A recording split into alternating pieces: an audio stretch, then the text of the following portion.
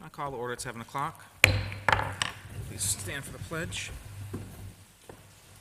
To the flag of the United States of America, and to the republic for which it stands, one nation, under God, indivisible, with liberty and justice for all. Thank you.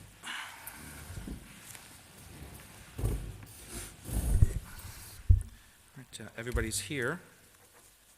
Start with the December 15 minutes, if there's any changes to those, or is there a motion? Move the minutes be accepted as written. Good. Second. Discussion, all those in favor of that? 5-0. Agenda, James, any 11th hour? No 11th hour.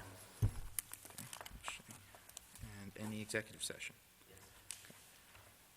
I'll accept, is there a motion to accept the agenda as amended? So moved. Second. Discussion, all those in favor of that? 5-0. Okay. Want to open to the public. Before we do that, just want to remind everybody about the Selectmen's policy regarding communication, and encourage everyone to be courteous and polite. Please address the chair during open to public sessions. If you're recognized, please do so. If you're not, please have a seat and not interrupt another speaker. And I'm going to be a little stricter as to back and forth communication. If somebody has a point to make, that's fine. If someone wants to make a counterpoint, that's fine. But we're going to be moving on. We're not going to be going back and forth. So if that happens, just keep that in mind. Any open to the public at this point? Okay. Oh, sorry, I didn't see. Bill's coming up.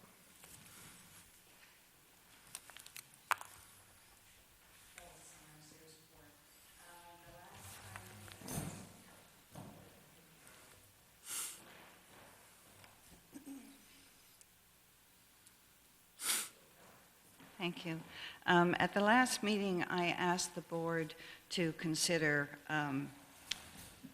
empowering the Ordinance Review Committee to review the state junkyard permit vis-a-vis ours, because now the state junkyard permit is the de facto ruling ordinance for the community, and there are differences between the two, and I asked that the board consider a review of that to integrate any aspects of our particular ordinance that should be included in the states. And I was wondering if you have an answer for me tonight. That's one of two questions. Okay, I can answer that one real quick. The Ordinance Review Committee did take a look at that ordinance, and it does have some suggestions for the board for this town meeting. Okay, I'm sorry, Aaron, could you... The committee did review that ordinance and does have some suggestions. And they will... Be presented to the board when we put the warrant together. Okay, so there will be an examination of both to see what... I think that was the entire point of the meeting, a couple meetings I attended, was looking at the state statute and determining if... And ours, and see what's appropriate for us to include from our own. Exactly. Okay. And the second question I had, at the end of the meeting, James mentioned to a few of us as we were leaving that the board does hire independent testers or an organization to do independent testing of the Searsport Water District. So my question is, again, because that was raised at the last meeting, if we can do it for the water district, and I understand there's a difference between that and a private business, but the goal of that is to protect public health. Why is it inconceivable to do independent testing of other businesses or organizations that could potentially pose a health risk? Okay. James, do you want to address that since it's... Yeah, I can clarify that. We do hire first of all, I want to say we are required by the DEP to hire a monitoring service. We hire Woodard and Curran to monitor our wells that are located around the transfer station, the old dump, and it is required by DEP. We paid them in 2014, I just printed it. We paid them $4,900 for landfill monitoring.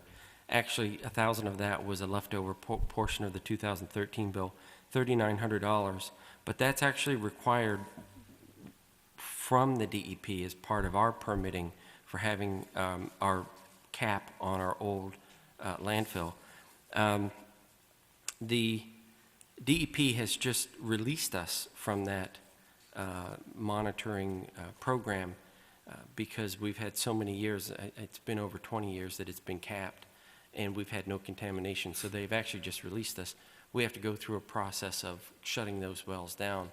And the reason I wanted to let people as they were leaving know is we do have to do that, and we do pay for the service. I was really trying to emphasize the fact that it's $3,900. Had we gone to permitting, had a condition been placed or agreed to by the company, I would have raised the red flag to say, just keep in mind, it's going to cost in the neighborhood of $3,000 to do what they're agreeing to allow us to do. That was the crux of it. Okay, and I understand that. I just wanted to point out that that is a doable, or has been a process that's been done in the past, and I understand that it's been a number of years that gave a baseline from which to do further evaluation. So again, the focus is the safety and health of the public, and so I ask if the board will continue to either explore the possibilities or the costs of doing independent testing in the future. I don't think it's a burden when we're talking about the safety of the people. And Aaron, may I just respond? It's hard sometimes to hear you because you speak very quickly. Sometimes it's hard to hear Doug and Jack because their voices are very low. I'm going to just speak for myself here. I have an expectation from the board also. I understand your expectations from the public, and they seem absolutely reasonable and appropriate to me. I have an expectation that when people address the board, that they are acknowledged, and the content of their statements, one may indicate not that you approve or agree, but those statements are heard and being taken under consideration. I think those are fairly small acts, other than saying anyone else wants to speak, because that does feel somewhat dismissive. So I think just those simple things would go a long way to help mitigate tensions and cooperation. So that's just, but I was really asking the other two questions. So. Thank you. Thank you. Any other comments and open to the public at this time? AJ, come on up. Thank you, Mr. Chair. You can disregard my shirt. I'm speaking as the animal control officer at the moment. Just want to remind people that dog licenses expired New Year's Eve, which would have been the 31st of December. As a rule, January is a grace period for anybody who hasn't had their dog licensed already. Starting February 1, there will be additional fees, fines, if your dog is not licensed and you come into the town office and license your dog at that point. Make sure that folks bring in copies of your rabies certificates. And if your dog has been spayed or neutered, and you haven't already brought proof of that in, bring proof of that in. If your dog has been fixed, it's $6 to license and $11 if it is not. So that's all I've got. Thank you, AJ. Any other thoughts and open to the public this time around? There is another session at the end, and people can call in 548-6372. Yes or no? 930-8189. Okay. 930, what's that? 8189. Okay, so this is the direct line to the Kremlin, so to speak. Okay. All right, moving on to old business, 7A, 2016 cost of living adjustment. We discussed this at the last workshop. We have another one tomorrow, and we're going to have probably some more discussions, but we did, I think, come up with a figure. Dick, this is kind of your baby, so do you have a motion? Or? Yes, in the workshop, we discussed a one-time payment of $350 for the employees. I'd like to make a motion that we allocate $350 to each employee, but I'd like to reserve doing that for the 2 police officers. Okay, that's something we want to discuss tomorrow, basically? That's something we will discuss tomorrow. We would have discussed it already if we didn't have to cancel our meeting Sure. due to the storm last week. Single pay, base pay. Single one-time payment. Yeah, instead of the standard Yep. percentage, that's what we discussed. All right, that's a motion. Is there a second on that? Second. Discussions, questions? I pull the mic up closer. At our workshop, we discussed, instead of a raise, that we would cover the increase in their insurance, so that their take-home pay would remain about the same as what it is now. And the figure to do that was come into about $349 and change, so I believe we all agreed that $350 would be the figure, and that's what I'm proposing in my motion. However, I'd like to reserve doing it for the 2 police officers, and we can finish that up tomorrow night. And Doug, did you second that motion? I did. Okay. Okay, so it'll be for everyone other than 2 police officers? That is correct. We'll discuss that tomorrow night. Yeah. Okay. All right. Further discussion or questions on the motion as is? All right, all those in favor? 5-0. Thank you. 7B, TIF policy amendment, James. It's a little technical, but Yeah, this has been this has been an ongoing adaptation. We're trying to get our tax increment financing rules changed so we could use the funding for more, a wider range of economic development issues. And the DECD has sent our program back to us only to identify that they no longer approve out of their office programs and associated CEAs.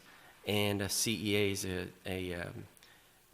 credit enhancement agreements. They no longer do that out of the office, and they don't want it in our policy because it contradicts what they're doing.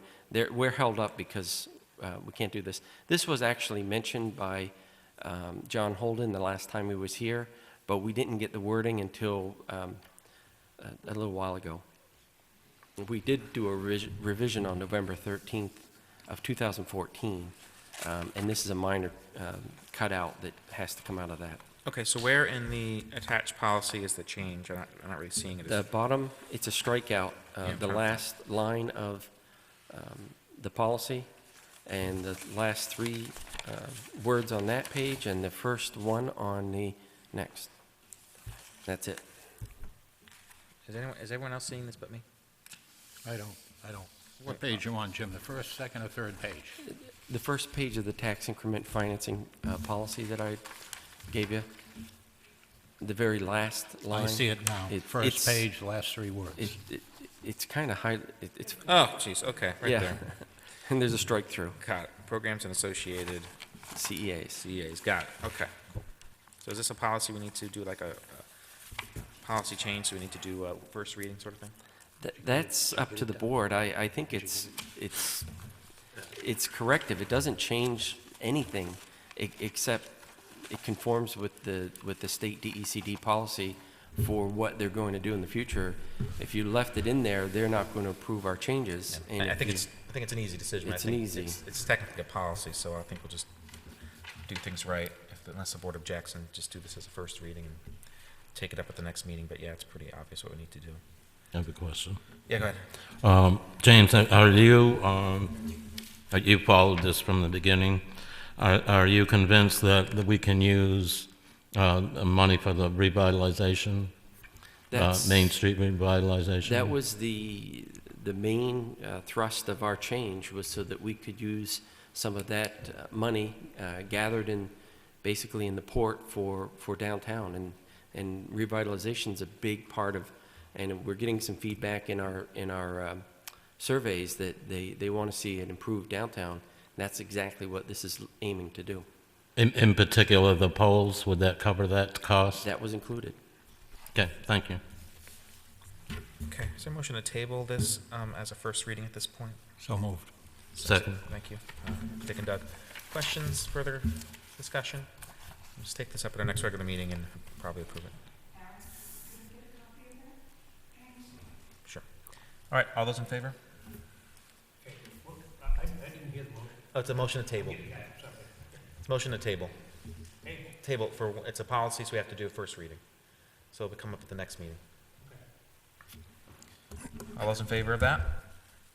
5-0, thank you. On to new business, 8A. We also discussed this briefly at our last workshop, expenditure from trust to fire department sign project. And talked about, what, 74.47 cents? That's the total that's in the trust. Okay, right. So Held. what's the amount we need then? I wasn't actually on top of what that was. Dick was talking, It was, what we talked about was using 4,000 of it. Okay. All right. Dick, you want to make a motion and then just make sure we reference the right trust account here? Excuse me, but what is the sign project? That's just the, is it the crosswalks? No, we discussed this at the workshop. It was, I'm sorry, it's okay, because for the benefit of the public, I'm sorry. That to help fund the numbering, sign numbering that we're seeing around town. There is a fund that is set aside for what we felt was this sort of thing, and we discussed that $4,000 from it would be appropriate to help fund that. It's money held in trust for the fire department. Mr. Chair, Yeah, one second. is this the W.O. Barney Trust? AJ, do you want to address that? Or I believe it, there was some discussion on that issue too, so we should identify the trust. Go ahead. I'll start with Meredith's question. I think everybody's seen the yellow and a couple red signs around town. That's what we're doing. Prospect has their fire department a few years ago numbered every single house in their town, and that's something that we're trying to do here.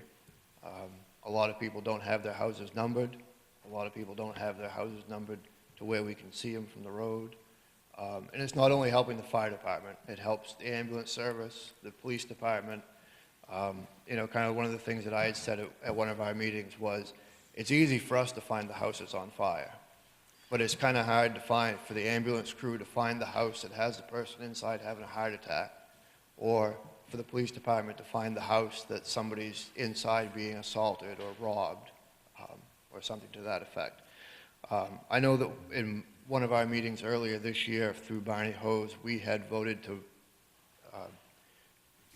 present a letter to the board asking for $1,000 out of the W.O. Barney Trust Fund. And Jack, you probably can correct me if I'm wrong, but I thought that we were only able to use so much of that a year, and it was only the interest that we could use and not the principal. That was something that we discussed at the workshop. And James, we got some legal advice on that, right? well, the principal is $4,498.93. The $7,447.32 is the unexpected income. That is what we've gained over the years. So we'd be in line with that. I think there was some brief discussion at the workshop about something about it saying you could only distribute accrued interest per year, something like that. And we got an audit that basically said that that was no longer something that was, Okay, here, a number of years ago, in fact, I think it was Jerry Story, town manager, town office called me about this account. At the time, the auditors were here, and for that particular reason, they questioned whether it was a legitimate trust account. So I ended up going over to the county building, and I looked up Barney's will. There's nothing in it. He had two daughters. When his oldest daughter died, she left this money in trust to the town in her father's name. But it's very specific in that will as to how this money is to be used. It is for equipment for the fire department. That's the account that they're. That's right. proposing to That's what the will says. And the principal can never be touched. And at the time, her wishes was that the interest be spent yearly. The accountants at that time said no, they didn't think I would actually be breaking it, as long as we use that money for its intended purpose, which was fire department equipment. In the past, we had a pump that needed repair on one of the engines. This was probably 12, 14 years ago. And we drew money out of that account to get that pump repaired because there was no other money available. But I question, I know this is a good project, but I question using that money for this project because it's not how it's specified in the will. All right, does the board want to take this up now, or James, do maybe we want to get a little more legal opinion on that? Make sure we're not doing anything Yep, illegal? the auditors will be here this month, and we can certainly hold off and get an up-to-date opinion. They'll do the research on it as well as, I'm sure it's a different firm from what we used back then, and yeah, I think it would be wise. One thing I did was, when I was over to the county building that day, I had them make copies, and I brought it back, and I gave it to the town office crew, and I said, hang on to this, you're gonna need it someday. And what happened to it, I don't know. It's in the big green safe. Does the board feel comfortable tabling this issue until we get some answers? Yes, make No a one wants motion, to we make a table decision it. today. Okay. So Jack, do you want to make a motion to the table, please? Okay, thank you. Is there a second? Thank you, Meredith. And James, you'll look into that, and then we'll get an answer, and then we decide what we want to do. All those in favor? 5-0, thank you. No 11th hour correspondence. A few items in correspondence. The first is from Maine Municipal Association, identifying what Searsport gained for benefits out of our workers' comp benefits. And we received $1,984 in dividends paid back to us. We received $2,447 in scholarships and safety grants. They were actually safety grants. And we also received $713 in services from their office for a total of $5,144. They want to point that out every year, and it's well noted. The Municipal Review Committee has sent a lengthy letter and description. There's an ongoing battle between PERC and the Municipal Review Committee over the proposals, both the proposal for PERC to continue operating and for the Fiber Light recycling center that's being proposed for Hamden, and these two documents have a lot of information relating to those. And the Maine State Housing Authority has sent along a report. There was a working group that was convened out of the legislature to study the recommendations for Maine affordable housing. And I have that complete report downstairs if anybody would like to look at it. This is just announcing that it's arrived. And the final thing is a public notice about the routine changes to the Maine Coastal Program. I believe in looking at this and talking to some folks about it, this is has more to do about beach erosion and dunes than anything else, but that's the notice that they're doing something. That's it. Thank you, James. Treasurer's warrant, I'll move we approve that pending our signatures. Is that downstairs, James? Okay. Make sure people sign it before we leave. Is there a second on that? Second. Discussion, all those in favor? 5-0. Town manager report, James? In Public Works, we had only one major storm event in December. Because of the timing of the storm, we did not require a lot of overtime to deal with it. As with any big event, we did have some difficulties. The biggest problem was that we had 2 plow trucks in the shop. We expect both of them back within a week or two. Bob was able to get away last month for a few days. Wastewater, Bob and Howard are both doing well. Bob Bouchard is officially retired as of January 1st. He did come back to work today, part-time, and he'll help us until we fill the position. I received 13 applications for the position and hope to identify a new employee by mid-January. Carver Memorial staff is doing well and everything's running smoothly. The ambulance responded to 39 calls for service in December, 3 interfacility transfers, and 3 paramedic intercepts with other agencies. Both ambulances are running good. The calls for service were up last year by 25. The total number of calls for service in 2015 was 520.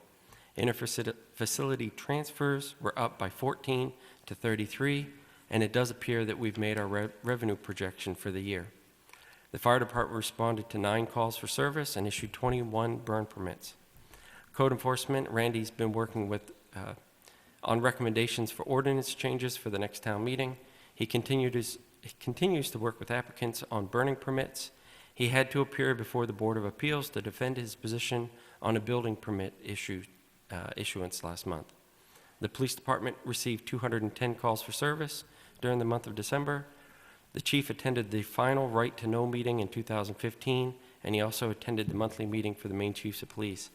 All officers finished their mandatory training as required by the Maine Criminal Justice Academy.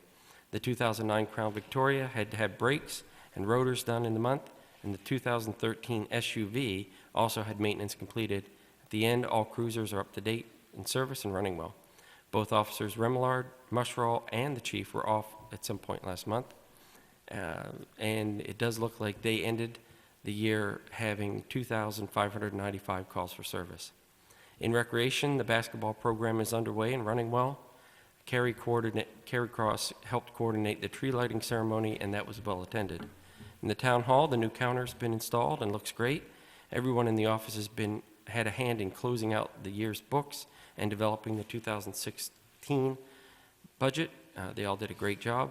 The Comprehensive Plan Committee worked with EMDC to extend our community survey. They will be trying to get some good planning guidelines from it and will be moving forward in their work. That's it. Thank you. Is there a motion to accept the report? So moved. I'll take that as a motion and a second from Doug and Meredith. All those in favor of that? 5-0. Selectmen's reports. Jack, you want to start us off? Yeah, thank you, Chair. I have 2 things. They're really not reports, per se. First one is, as a board, we have never come out and formally given our backing to this new school that is being developed here.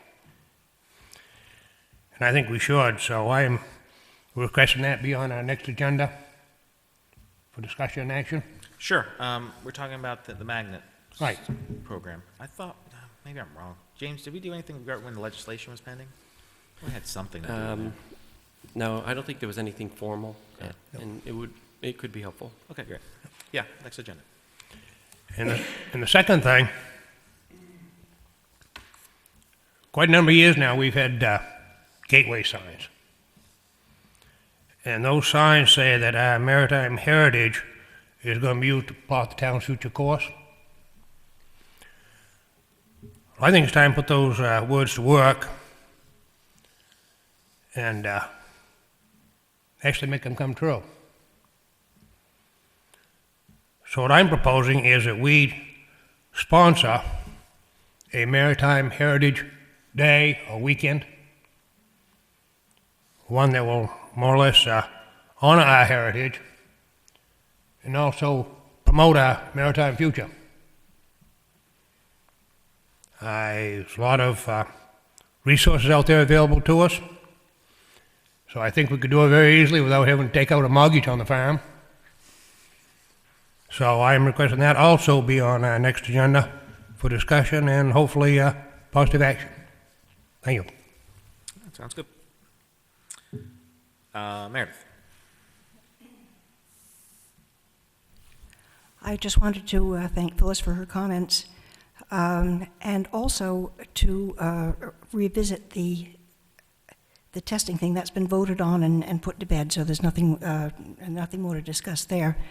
But I would be very interested in knowing, when Grimmel's lawyer was here talking about the testing that's being done, he spoke about mercury, and that's all.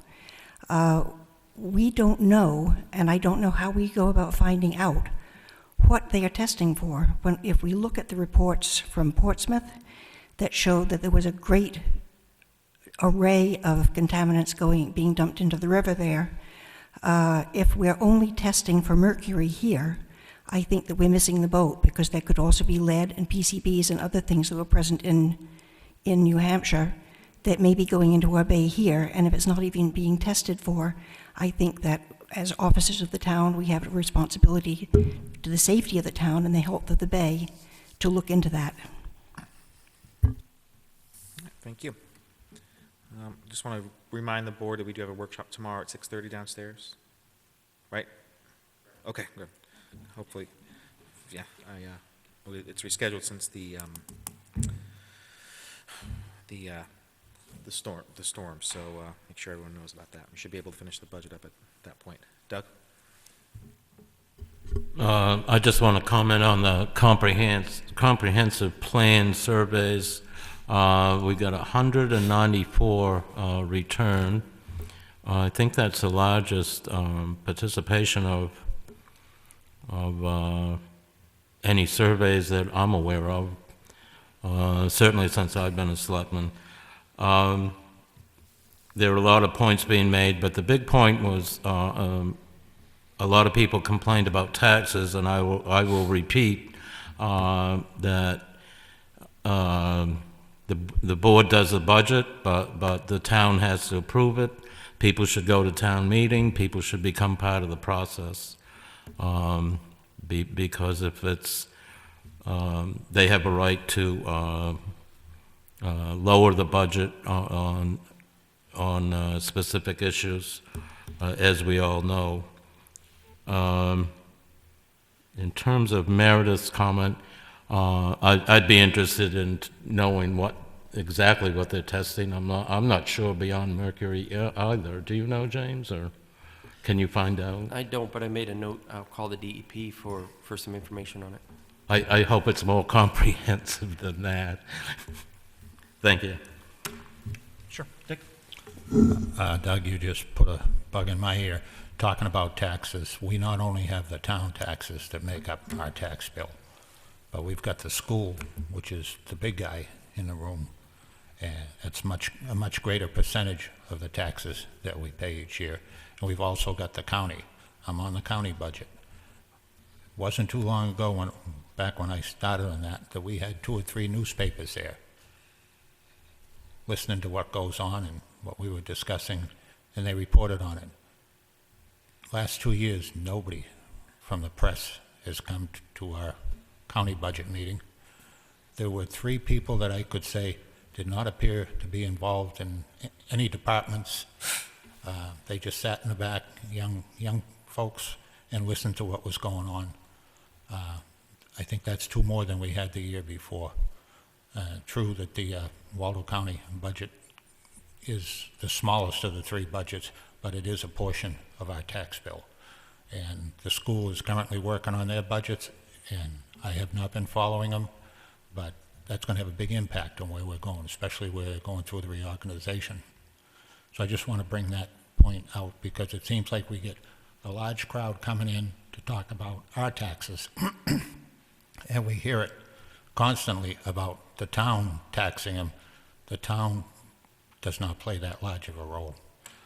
The other thing, the one thing I want to just ask James a question, what's happening with the old cruiser? I see it sitting there. Well, you gave me permission to sell it. Yep. And we were trying, there's a taxi company that bought our last one for about 3 times what we normally sell them for. And we are actually trying to get one of those companies interested in it. You gave permission to sell it outright for a minimum, and I've got that minimum set. Now we see if they bite. If they don't, then we'll put it out to bid. Okay, thank you.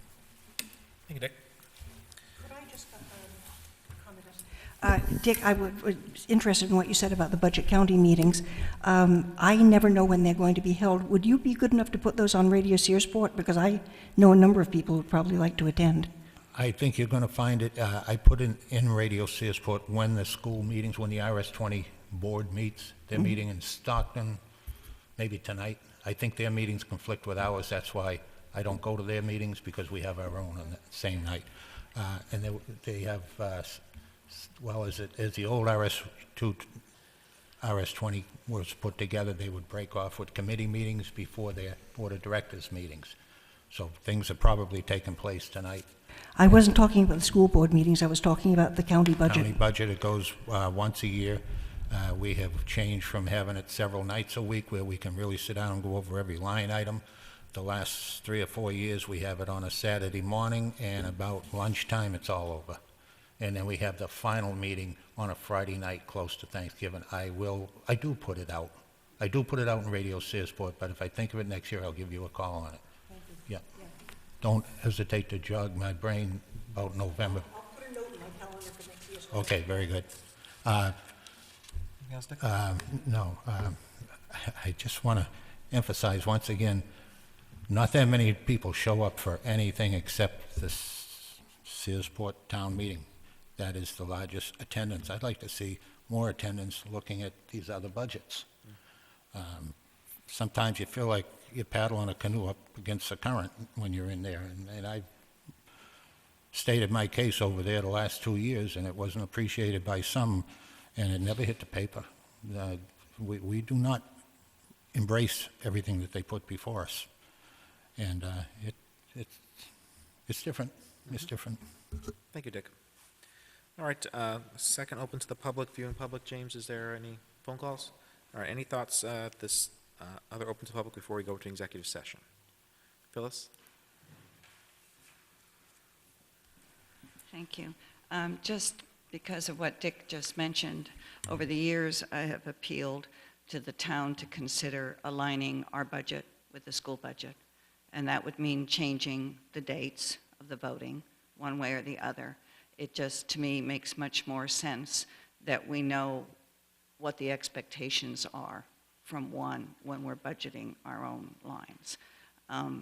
That has not been well received generally. I don't know why. The only people who can vote on it are people who are legally registered in the community, so the same issue is turning out. But if there's any way in which that could be brought up again, I think it would be a wise move for the town. Thank you. That's come up, I think, at the second to last workshop that was discussed, so that might happen. That was discussed at I think our second to last workshop. That might come up again at town meeting. We'll see. The way I remember that, the selectmen have the right to put it before the people, but we sent a test signal up way back. In '05, I think we did a straw poll. And kind of ducked under the table after we sent it up. They do not, the opinion was that they don't want to change it. That's exactly right. The Board of Selectmen have the authority to make the change without the vote of the public, but this board decided to give, at least get input from the public, and Phyllis was right, at that town meeting, we did a straw poll, and it was pretty overwhelming. But it's nothing to say we couldn't try that again this meeting. One question I remember from there is how many towns, after making the change, voted to go back? And a selectman gave a number out there, and I guess it was off. In reality, I think one town voted to go back to what we do. Once they made the step, they were satisfied with where they were. But it's a big step. It's a big change. You have to come up with either a 6-month budget or an 18-month budget to get yourself orientated. Yeah, the transition's rough too, yep. Yeah. All right, any thoughts open to the public at this point? Did I see a hand? Yeah, go ahead. No, go ahead. Thank you. Just one of the things I didn't mention when I was up here talking about the signs earlier is this past year, we threw the money that you guys put into the fire department budget and the EMS Association put money in, and Barney Hose threw some money in, we were able to put out around 140 signs.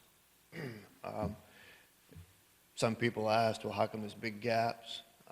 In talking with the police department and the ambulance crew, the first thought was we'll do every 100 addresses, not every 100 houses, but every 100 addresses, just kind of as a marker, you know, as a, you're going up the road, well, there's 100, so I got to start slowing down, or, well, there's 200, I've still got quite a ways to go. And we decided that 50 was a good number. And one of the things that we're going to hope to do going forward is kind of fill in the blanks. It's probably going to take, depending on what we get for donations in the years, it'll probably take 5 or 8 years to actually complete this project. So that's, I wanted to get that in there. And then some people, you put it on their property, and then they don't like where it looks, and you have to come back and move it. I mean, that's, Some people, yes. some people, yeah. For AJ. When, the way these signs are going to look, it's a very standardized thing. I know when I've been in Prospect and other towns that have this, they all look the same. It's like a pole with a number on the top that you stick beside the mailbox. Is this the kind of thing that you're envisioning for Searsport? All of it. Our signs aren't going to look like Prospect. If people have seen the yellow signs, some are 12 inches high, some are 18 inches high, depends on how many digits Yeah. The address is. They're all going to look that way. Okay, then if it's been decided, has it occurred to you to put out the option of people voluntarily coming forward and paying for their own sign? Yep. And is that something that people can do? We figured it up with the cost between the sign and the post, and we figured $23 covers the cost of the sign and the post. It doesn't cover shipping for the signs. The posts we get locally. But if people are more than welcome to, you know, send a check to Barney Hose, put in the memo line that it's for the sign, and make sure, you know, put your address number on there. Mm-hmm. So is it 23, is that a fair? 23, yeah, we figure that covers the cost of the sign and the post. And obviously this year we're done putting signs out until, well, I don't know, probably the end of January when spring comes again, but next summer we hope to get out there and put a bunch more out. Well, that's good. I would be happy to get a sign. I'd love to have a number on my house. There's no place on my house to put it. I've got my number on the mailbox across the street, and I've been trying to figure out a good way to put the number in front of my house. But if these things are going to be provided, I'd be very happy to buy one. I'm sure a lot of people would be. Thank you. Thank you, AJ. Doug, do you have a question? I'm going to assume this is more of a problem in rural areas with houses set back. Do we have properties right now that don't have signs that the ambulance wouldn't be able to find? There probably are. So, All right, thank you, AJ. AJ, before you sit down, would you explain? All right, any other open to the public at this point? All right, hearing none, I'm going to go ahead and make a motion that we exit our regular session and into executive session at 7:43. Let me just go through the motion here, sorry. I'll take it. In accordance with 1 MRSA 456F, confidential records regarding general assistance, 456A, to discuss personnel matters, and 456D, to discuss labor negotiations with police chief, ambulance director, and town manager. Second. All right, all those in favor of the motion? 5-0.